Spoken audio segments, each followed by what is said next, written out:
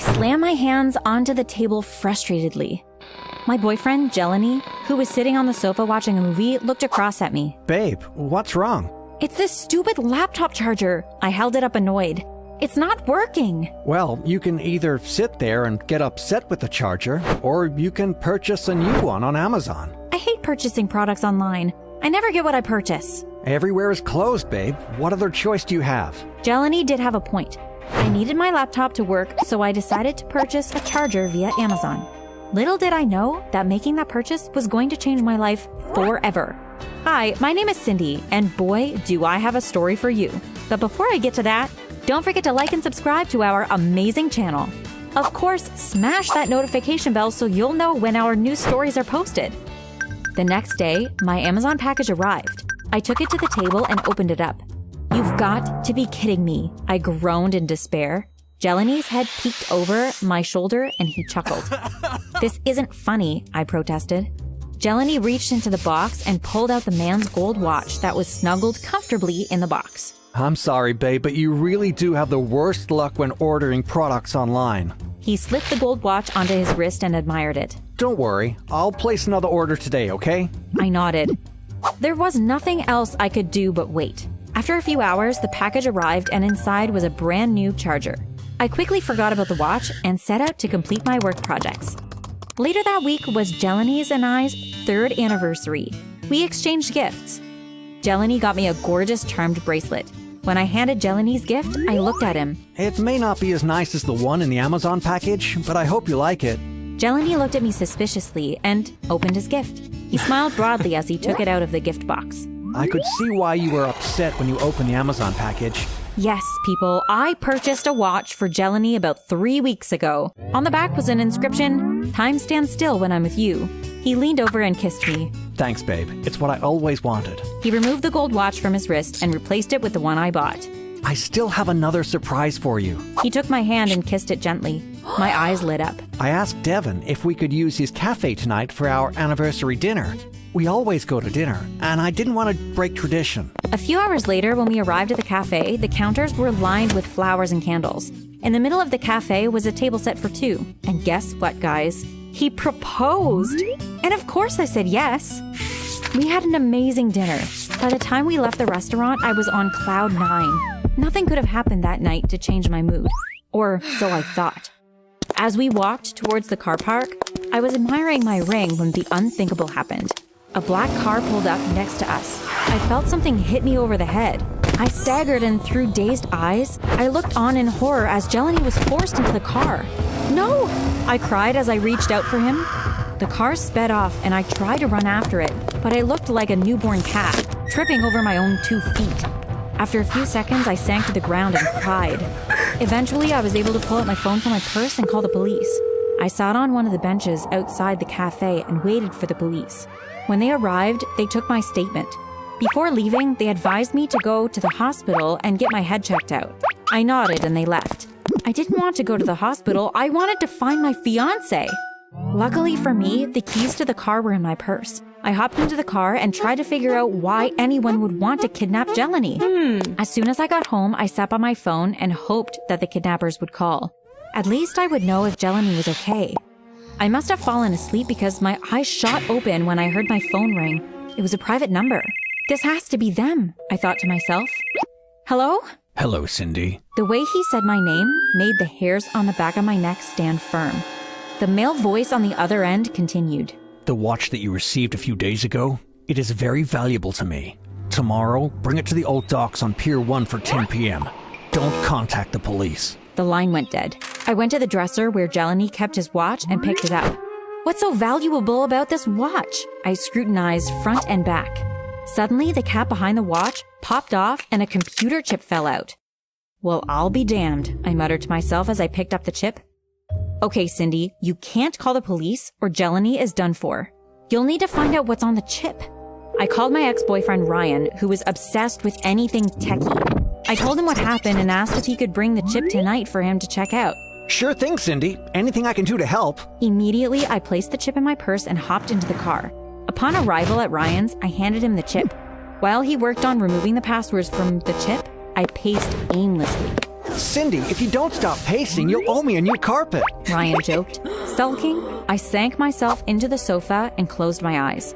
The black car, me reaching out to Jelani, the pain, the confusion, all seemed to rush back at once.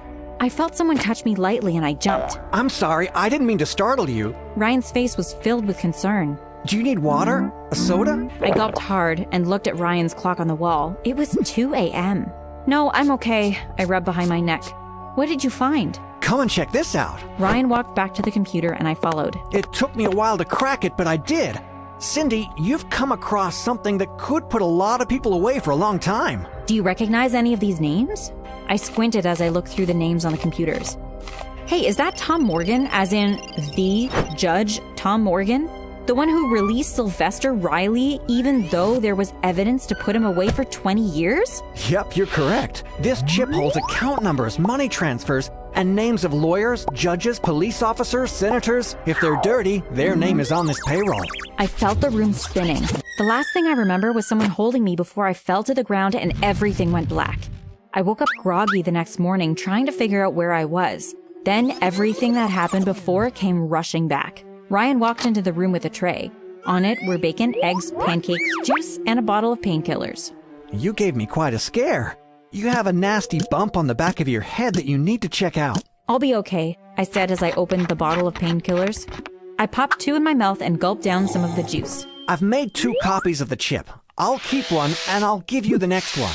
Ryan handed me the chip and a flash drive. Hide the chip back in the watch. Do you want me to come with you today by the pier? I can't risk it. I'll go alone. Thank you for everything. I left Ryan's and replaced the chip as soon as I got home. Around 9:30 p.m., I grabbed the watch and jumped into my car.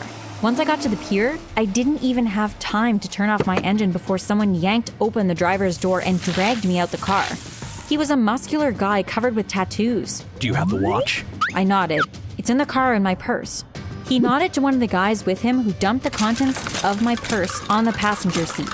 When the watch fell out, he grabbed it and slammed the car door. Got it, boss. I was dragged to one of the old warehouses where I saw Jelani tied to the chair. His face was badly bruised. I pulled away from my captor and ran towards him, tears streaming down my face. Oh, babe, what did they do to you? I murmured softly as I touched his face lightly. I turned to the tattooed man and yelled, You have your watch now, let us go. We promised we won't tell anyone, just let us go. Frankie, check the chip to make sure it's A-OK. A tall, lanky man with glasses walked up and took the chip. He walked to the corner of the room where a computer system was set up and inserted the chip. After a few minutes, he walked up to the tattooed man and whispered something to him. It looks like we have a problem. Seems that our chip has been tampered with. The tattooed man whisked out a gun and pointed it directly at Jelani and I. My eyes widened and my pulse raced. There was no way we were going to get out of this alive. Suddenly, the lights went out and smoke filled the room. Come on, guys. Ryan's voice came from behind me. We don't have much time. After untying Jelani, Ryan and I supported him as we exited the back of the warehouse. Ryan quickly opened the back door of his blue van and we placed Jelani inside, before scrambling to the front seats. As we were about to pull off, we heard the back door open and Jelani screamed.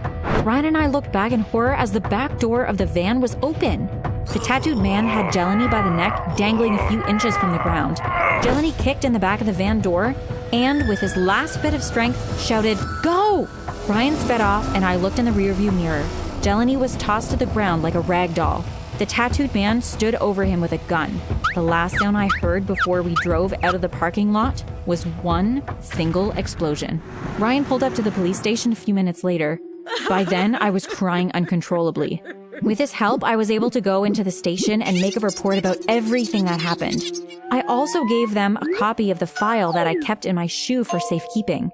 After giving the statements, the officer took my number and they said they would call me if they found anything. Ryan took me home and walked me to the door. I don't think you should stay here tonight. Or at least not alone. Ryan touched my face affectionately. I'll be okay. I just need some time alone. Ryan nodded and headed back to the van, and I closed the door. After I showered, I sat down and flicked through the TV stations. I couldn't wrap my mind around the fact that Jelani was gone. I got up to get some water, and when I passed the window, I noticed Ryan's van parked outside. It was around 6 a.m. when the officer called my phone to say the only thing they found at the warehouse was a pool of blood, but no body. I thanked him for the information and hung up. That means Jelani could still be alive. This thought gave me the hope that I was looking for. I decided to talk to a reporter about what I found out. I figured that if they published it, and I used myself as bait, that once kidnapped, I would be taken to Jelani. I set my plan in motion later that day. Then came the waiting part. Nothing happened for the first 2 days. Then, one night, when I opened my bedroom door, I saw a masked man standing by my bedroom window. Even though I was scared, the thought of seeing Jelani again gave me the courage that I needed. I allowed the man to put a black sack over my head and tie my hands. While walking through the house, heading towards the door, someone pushed me to the side and I heard grunting and things breaking around me. After a few minutes, the noise died down and someone snatched the sack from my head. "Ryan, what are you doing?" He quickly cut my ropes loose and grabbed me by the arm. No time to explain now. Let's go. Without another word, we got into the van and drove off. "Why did you do that? He was going to take me to Jelani. You spoiled everything." Cindy, he was going to kill you. He looked at me hesitantly. There's something I need to show you. A bit confused, I indulged Ryan. After a few hours, we arrived in a nice suburban area with white picket fences and 2-car garage houses. We sat in the van silently, each in our own thoughts. At approximately 6:30 a.m., a man emerged from a house. He was kissed by a heavily pregnant woman who had a little boy hanging onto her leg. When he looked in our direction before jumping into his car and driving off, my heart broke into a million pieces. Jelani? So all this time he's been living 2 lives?